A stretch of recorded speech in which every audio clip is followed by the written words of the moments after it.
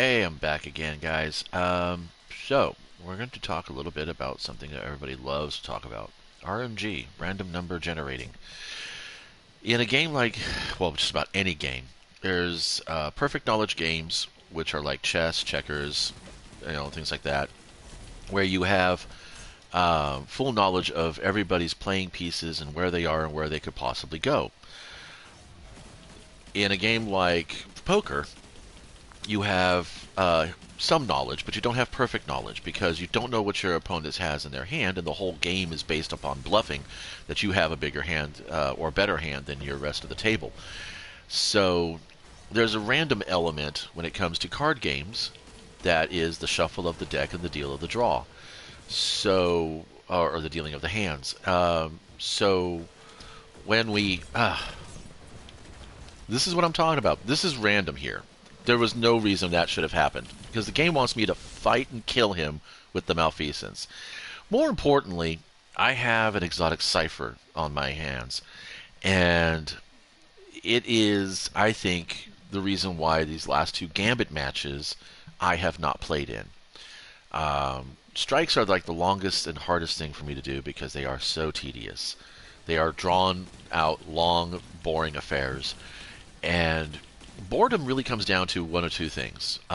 You've done so much of it that you're just kind of like unconsciously doing things, and you're literally tuning your brain out. And or two, you're just not having fun. You're when you're having fun, obviously you're not bored. And in a game like Destiny, having fun means winning, or at least getting close to a win.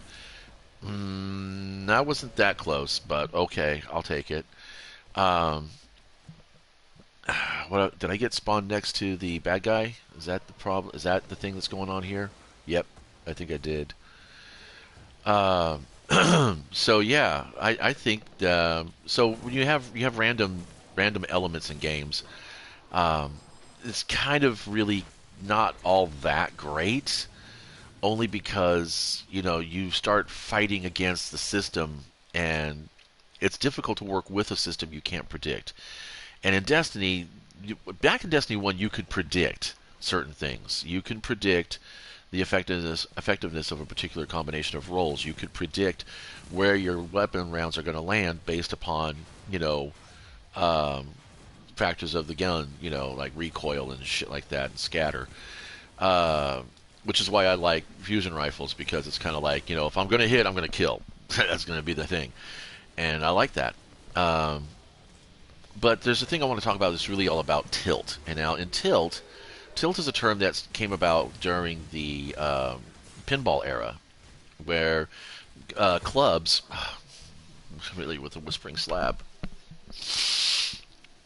he rolled a critical hit because I do have some pretty damn decent armor on here. First of all, I'm 1355, and I don't know if power levels are enabled or not, but I am a 4.8. I'm a level 4 when it comes to recovery and and resilience. I mean, if I try to go more resilience, it doesn't make a difference. I've tested it. So yeah, this is kind of a little bit of a salt rant, only because um, people will say, well, because you're aware of the fact that you're trying to win matches in Gambit and Crucible, you're going to lose those matches because you're not focused on just winning. Which is kind of a confusion thing to say, but it really makes a difference. And I think it's because I have the exotic cipher, even though I can't use it this weekend. I've already used an exotic cipher this weekend, so I've got all until next Friday to complete this exotic cipher. 21 strikes, or Crucible and Gambit wins.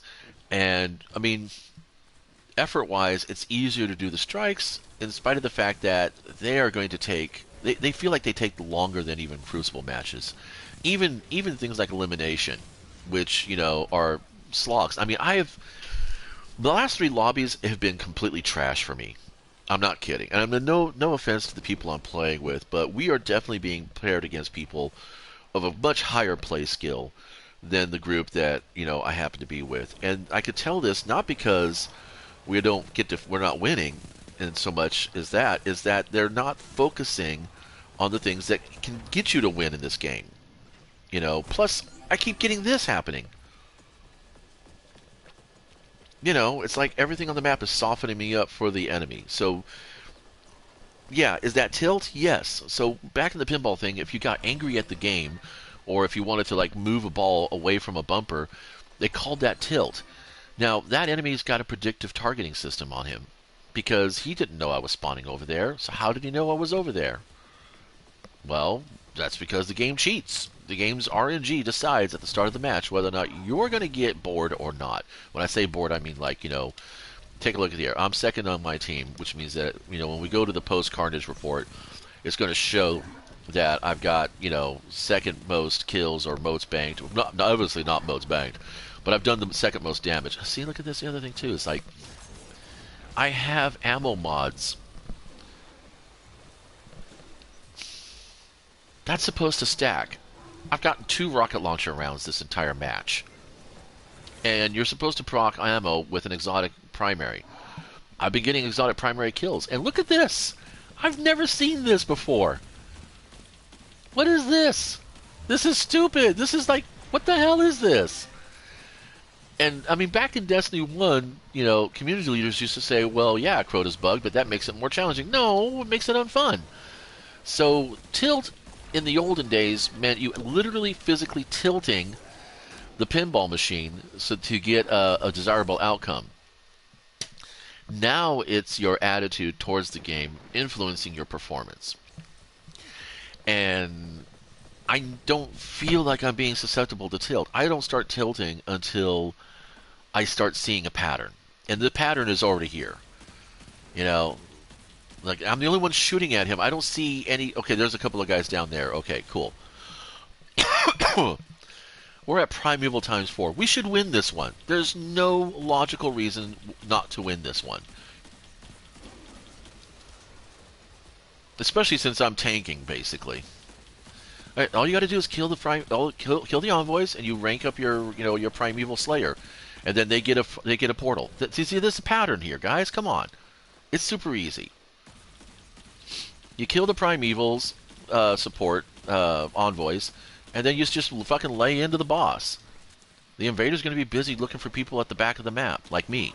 That's why I hang back here. There we go. Fucking finally. Holy shit. That was 45 minutes of my time. I don't feel the value in this. I don't. And is that tilt? Maybe? It's hard to say. I thought I had... Oh, it's in the quest lines. Sorry. Yeah, no. No, I'm sorry. I can't do it. I just can't.